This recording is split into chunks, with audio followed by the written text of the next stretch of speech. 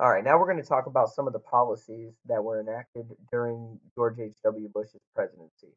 The first one we're going to talk about is the Americans with Disabilities Act of 1990. This act was passed to protect the rights of people with disabilities and ensure that they are not being discriminated against in the public accommodations as well as the workplace.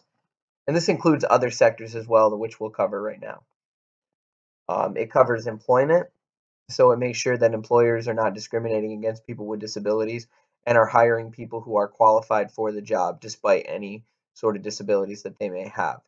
It covers the public services, so certain agencies or government programs. It makes sure that these things are accessible to people with disabilities. Also, public accommodations, and this is probably the biggest one.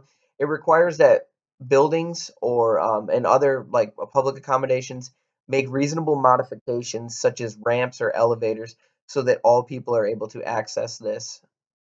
Um, yeah. So also telecommunications. So these are the things where you'd see like if you call if you're calling some specific company and in there it'll say press 1 for touch tone or for hearing impaired. So this actually makes sure that companies are providing um, access to people who might have hearing or speech disabilities and trouble communicating. And then the last one we'll cover here is just transportation. So all kinds of public and as well as private companies that are in transportation, such as taxis, buses, or trains, they have to maintain certain guidelines and accommodate persons with disabilities and make sure that they're able to access this as well. The next one we want to talk about is the Clean Air Act amendments of 1990. So there was a growing problem in the United States because of all the industrialization. We are having rising pollution problems.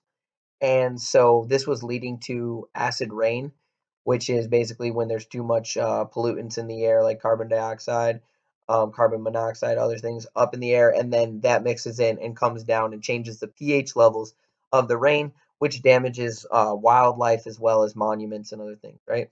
And so we see down here in the graph, like in 1989 and 1991, the amount of acid rain concentrations and where they are. This is typically where we look at, we call the Rust Belt today, right? But at the time, this is a highly industrialized area. There are many factories and stuff, which are creating a lot of pollution.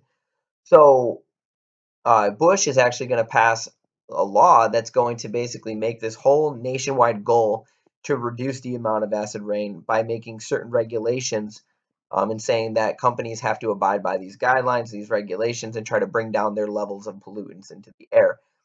And so you can see actually, if you look at the graph, the difference that it had made. Because in 1989, this is what the graph looked like. You see all the concentration levels here in the dark red. But then when you fast forward to 2000, 2002, you notice that there has been a giant, drop in the emissions there. And I have another graph here. If you look at these, are all different types of emissions that go into the atmosphere that are pollutants.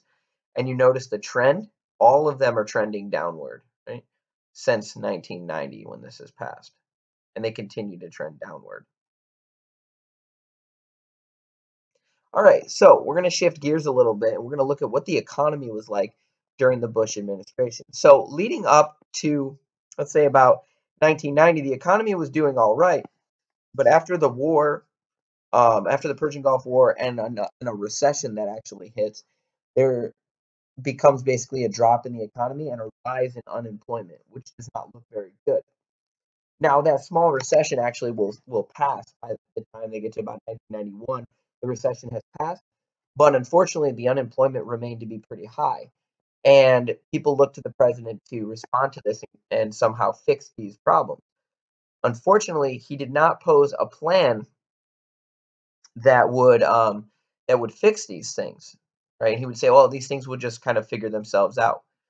So in 1992, when he seeks re-election, he's going against a man by the name of William J. Clinton, or a lot of people know him as Bill Clinton, right? And his wife is Hillary Clinton.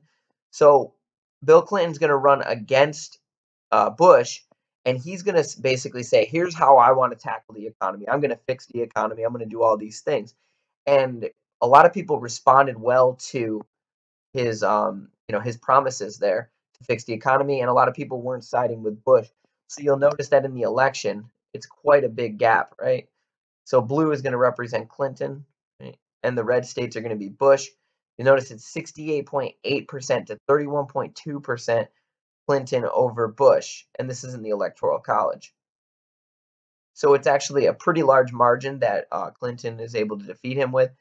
And a lot of people say or speculate that the reason that Bush lost his second term was because of the growing amount of unemployment and the disapproval that was happening because of the economy.